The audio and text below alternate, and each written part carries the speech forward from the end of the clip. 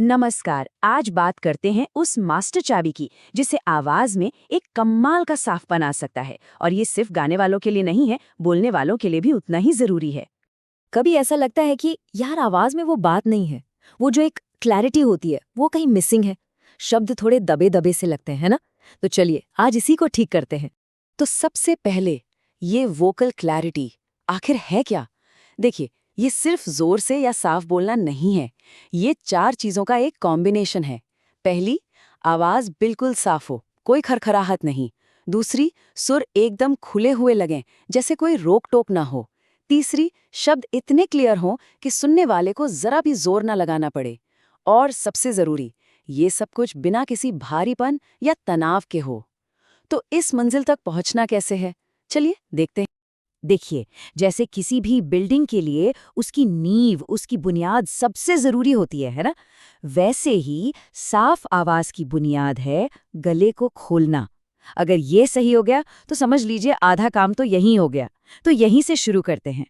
तो सबसे पहले और मैं कहूँगा सबसे ज़रूरी टेक्निक है सा पा सा का रियाज। रोज़ बस 10 से 15 मिनट देने हैं। अब इसमें जो सबसे ज़रूरी बात है वो ये कि गले को खुला रखना है। बिल्कुल वैसे जैसे जम्हाई लेते हैं ना, जो एक ओपननेस महसूस होती है वही चाहिए। इससे क्या होता है, गले के अंदर एक स्पेस बनता है। और हाँ, बिल्कुल भी जोर नहीं लगाना है। मकसद है तनाव को हटाना, बढ़ाना नहीं। और इसका फायदा? अरे फायदा तो तुरंत दिखता है। आवाज में एक खुलापन, एक क्लैरिटी महसूस होने लगती है।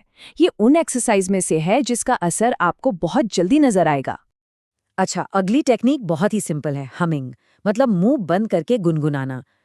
या ng की आवाज पर स्पीड मीडियम रखनी है। और बस एक चीज पर ध्यान देना है, चेहरे और नाक के आसपास वो जो वाइब्रेशन होती है ना, वो कंपन महसूस होनी चाहिए। तो सवाल ये है कि हमिंग से होता क्या है? ये आवाज के रेजोनेंस को साफ करता है। अब रेजोनेंस क्या है? सिंपल भाषा में आवाज की गूंज।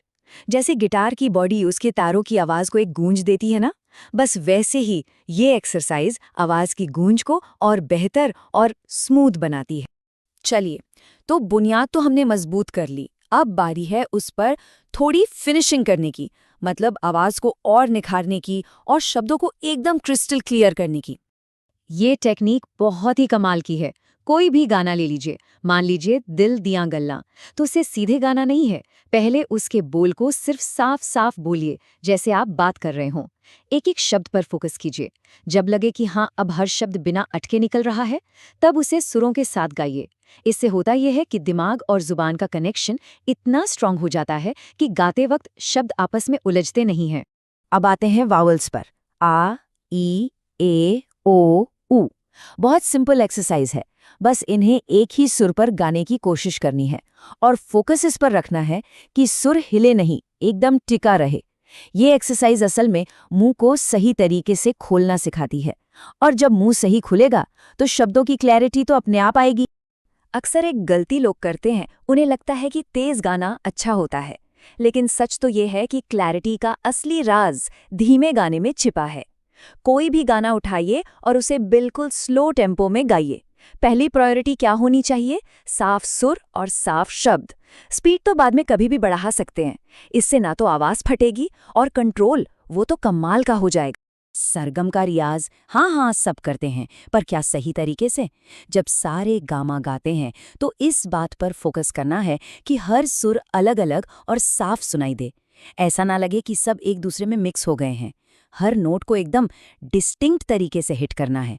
इससे 2 फायदे हैं, एक तो सुर पक्के होंगे और दूसरा आवाज की क्लैरिटी में जबरदस्त सुधार आएगा। तो ये तो हो गई कुछ कमाल की टेक्निक्स। लेकिन एक बात याद रखनी है, अच्छी आवाज सिर्फ रियाज से नहीं बनती, अच्छी आदतों से भी बनती है। तो अब बात करते हैं वोकल केयर की, मतलब वो आदतें जो आवाज को हमेशा फिट और तैयार रखें। और ये एक ऐसी चीज है जिसे अक्सर लोग इग्नोर कर देते हैं। गाने से पहले अपनी गर्दन, जबड़ा, कंधे सबको ढीला छोड़ना है, एकदम रिलैक्स। एक बात गांठ बांध लीजिए, जोर लगाने से आवाज की क्लैरिटी हमेशा खराब ही होती है, कभी अच्छी नहीं होती। सीधा सा हिसाब है, जब शरीर में कोई तनाव नहीं होगा तो वो तनाव गले तक पहुंचेगा ही नहीं और नतीजा, आवाज पर कोई जोर नहीं पड़ेगा। वो बिल्कुल नेचुरल और क्लीन निकलेगी। अच्छा, आवाज की देखभाल में खाने पीने का भी बहुत बड़ा हाथ है। कुछ चीजें दोस्त हैं, कुछ दुश्मन।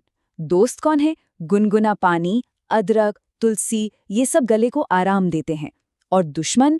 ठंडा पानी, कोल्ड ड्रिंक्स और बहुत ज्यादा चाय, कॉफी, ये सब गले को ड्राई करते हैं, तो इनसे बचना है। अब तक हमने जितनी भी बातें की, उनके अलावा एक ऐसा तरीका है जो शायद सबसे ज्यादा पावरफुल है।